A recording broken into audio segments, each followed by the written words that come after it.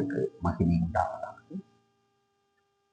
ஆண்டவரால் இயேசு கிறிஸ்துவின் ஏற்றுக்கொண்ட பிள்ளைகளை வாழ்த்துகிறேன், வரவேற்கிறேன். இந்த நேரத்தில் கூட மூன்றாவதாக ஒரு வரமாக நம்ம பார்க்க போகிறோம்.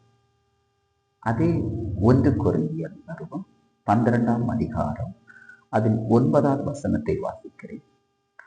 வேறு ஒருவனுக்கு அந்த ஆவியினாலே விசுவாசம் என்கிற ஒரு வரத்தை நம்ம வாசிக்கிறோம். அந்த ஆவியினாலே விசுவாசமும் என்று சொல்லப்பட்டிருக்கிறது. நம்முடைய சரீரத்திலே பாகங்களாக ஆவி, ஆத்துமா, சரீரம் என்று நமக்கு வேதம் சொல்லப்பட்டிருக்கிறது. ஆவி, ஆத்துமா, சரீரம். நமக்கு மூன்றாவதாக ஆண்டவர் வைத்த இடம் ஆவியிலே வைக்கப்பட்டிருக்கிறார். ஆவி, ஆத்துமா, சரீரம் என்று சொல்லப்பட்டிருக்கிறபடியால் ஆவி, ஆத்துமா, சரீரத்திலே தேவன் ஆவி, ஆத்துமா, சரீரம். ஆவியிலே ஒரு விசுவாசம் என்கிற ஒரு வரத்தை தேவன் நம்மிடத்தில் வைத்திருக்கிறார்.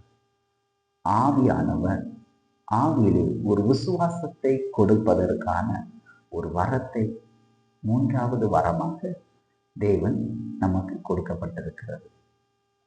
விசுவாசியுங்கள். இந்த வார்த்தை எல்லாம் உண்மையானது. கர்த்தர் மேன்மையா வைப்பார். வரங்களை பெற்றுக்கொள்ள தேவன் நம் வாழ்க்கையிலே சிறையிருப்பை மாற்றி கர்த்தர் நம்மளை ஆசீர்வதிக்கிறவராக இருக்கிறார். நான் ஆவியிலே விசுவாசம் உண்டாகட்டும். நம் சரீரத்திலே இருக்கிற ஆவிக்கு ஒரு விசுவாசத்தை தூண்டி விடுவோம்.